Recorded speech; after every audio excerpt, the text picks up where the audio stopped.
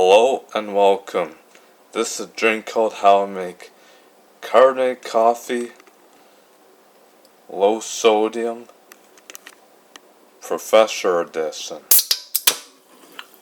First thing you gotta do is you pour in the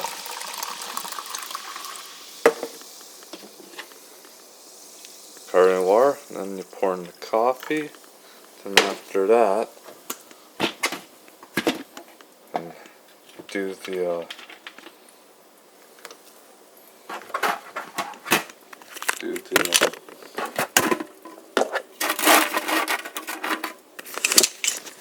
brown sugar cubes, and then do the sugar cubes. Then after that, stir it up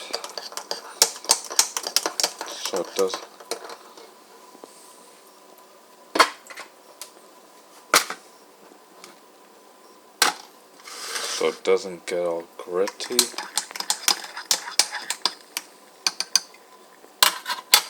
you take a sip.